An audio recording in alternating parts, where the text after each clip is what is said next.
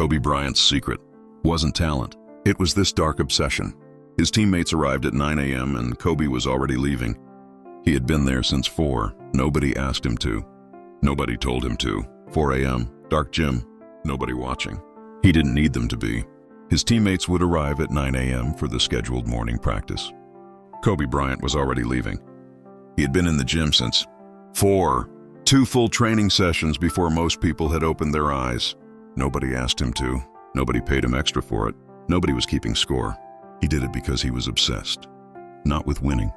Not with fame. Not with money. With something darker, quieter, and far more powerful than any of those things. He was obsessed with mastery itself. The process. The repetition. The relentless daily, compounding act of becoming 1% better than yesterday. Not for the championship. Not for the crowd. For the thing itself. And what most people don't know, what nobody in the motivation space ever talks about, is that what Kobe Bryant practiced every single day of his life was Stoic philosophy. He just never called it that. Let me tell you what a Kobe Bryant morning actually looked like. Not the highlight reel version. The real one. 3:30 a.m. wake up. No alarm drama. No negotiation. Eyes open, feet on the floor. The decision had been made the night before, or years before. Getting up at 3:30 was not a daily choice for Kobe. It was an identity. He was someone who did this. The question of whether to get up didn't exist.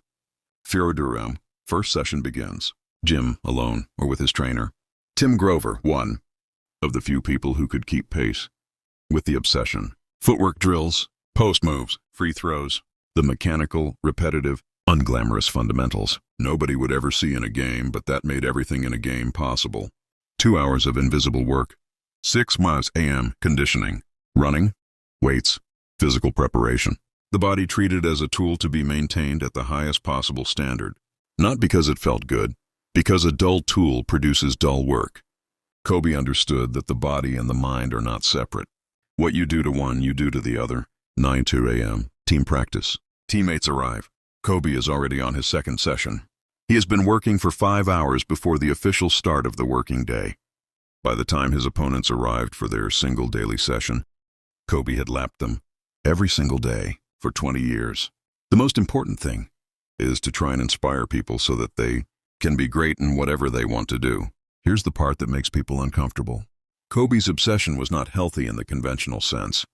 He missed birthdays. He sacrificed relationships, comfort and ease on the altar of mastery with a completeness that most people would find frightening. He knew what he was choosing. He chose it anyway. Every single day, eyes open. This is what made the Mamba mentality dark. Not darkness in the moral sense. Darkness in the sense of depth. A commitment so total, so unconditional, that it existed in a place beyond what most people can see from the outside. Here is what it actually consisted of. Relentless preparation. Kobe studied opponents obsessively. Film sessions lasting hours. Dissecting tendencies, weaknesses, patterns. He wanted to know his opponents better than they knew themselves. Preparation was not separate from the game. It was the game. Zero tolerance for comfort. Every time training felt comfortable, he increased the difficulty. Comfort was evidence he wasn't at the edge anymore. The edge was the only place growth existed. He deliberately sought discomfort the way most people seek its opposite.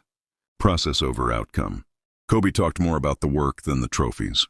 5 championships, and what he returned to in every interview was the 4 a.m. sessions, the footwork drills. The process was the point. The trophies were merely evidence that the process worked. Mastery as identity. He didn't practice to win. He practiced because mastery was who he was. The Mamba was not a persona worn during games. It was a permanent state of being, on the court, off the court, in retirement. You cannot separate Kobe from the obsession. They were the same thing. Stoic philosophy, what Kobe was actually practicing. 2,000 years before Kobe Bryant was born, the Stoics identified and named every single element of what he would later call the Mamba mentality. They just used different words. What Kobe called relentless preparation, Seneca called melody, daily deliberate practice of the craft. Not occasional effort, not inspired bursts. Daily practice as a non-negotiable act of self-respect. What Kobe called zero tolerance for comfort, the Stoics called voluntary hardship. The deliberate choice to seek difficulty, not because life demanded it, but because ease makes you weak. Marcus Aurelius practiced this every day of his reign. So did Kobe, without ever reading a word of Stoic philosophy. What Kobe called process over outcome, Marcus Aurelius called amor fati, love of what is. Focus entirely on what is in your control, the effort, the preparation, the daily work, and release attachment to the result. The result will come. Chasing it directly is the fastest way to miss it. Waste no more time arguing about what a good man should be. Be one. Kobe Bryant and Marcus Aurelius never met. They lived on 800 years apart. One was an emperor who commanded 1,000,000 soldiers. The other was a basketball player who commanded a basketball court. Strip away the context and what remains is identical. Two human beings who chose, every single day, to become the fullest possible version of what they were capable of being, not for applause, for the thing itself. That is Stoicism. That is the Mamba Mentality. That is the same thing. You are not Kobe Bryant. Neither am I. But the obsession he practiced is not reserved for NBA legends. It is available to every single person watching this. Here are 3 ways to bring it into your life starting today. 1. Find your 4 a.m., whatever that means for you. Kobe's 4 a.m. was literal. Yours doesn't have to be. Your 4 a.m. is the time before the world claims you, before the demands, the notifications, the obligations arrive. It might be 5 a.m. It might be the 20 minutes after your kids go to sleep. It might be the hour between your night shift ending and the household waking up. The question is not what time it is. The question is, do you have a time that is yours? Protected, consistent, non-negotiable. Where you work on the thing that matters most. If not, you don't yet have the obsession. Find the time, protect it, show up there every single day without asking yourself whether you feel like it. 2. Study your craft the way Kobe studied film. Kobe watched thousands of hours of game film.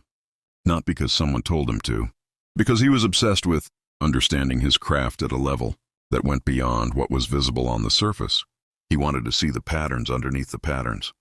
Whatever your craft is, nursing, writing, building, creating, parenting, leading. Are you studying it the way Kobe studied film? 1 hour a day of deep study in your field compounds into a level of expertise most people never reach. Start the hour today. 3. Fall in love with the invisible work. The work nobody sees is the work that matters most. Kobe's 4 a.m. sessions were invisible.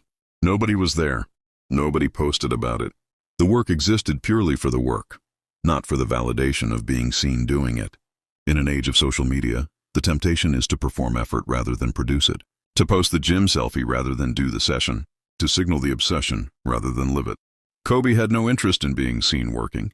Do the invisible work every day. Let the results be the only announcement that matters. Kobe Bryant died on January 26, 2020. He was 41 years old. In the 41 years he had, he became the most studied, most emulated, most obsessively dedicated basketball player who ever lived. Not because he was born more talented than everyone else. He wasn't. Because he was willing to go somewhere in his commitment that most people are not willing to go. The dark obsession wasn't dark because it was destructive. It was dark because it existed in a place most people never look. Below the surface of motivation, below the inspiration, below the feeling of wanting to be great. It lived in the place where no feeling is required, where you show up not because you feel like it, but because this is who you are. Marcus Aurelius wrote, "Waste no more time arguing about what a good man should be. Be one." Kobe never argued about what a great player should be. He just went to the gym at 4 a.m. and became one. Your version of that is waiting for you, in whatever the work is for you. The invisible, unglamorous, non-negotiable daily act of becoming who you are capable of being. Find your 4 a.m. Do the invisible work. Fall in love with the process. Subscribe if this lit something in you. Drop a comment. What is your craft and what does your invisible work look like? I read every single one. And if you haven't watched the Goggins video yet, it's linked in the description. The two of them together will rearrange how you think about human potential. Mamba out. See you in the next one.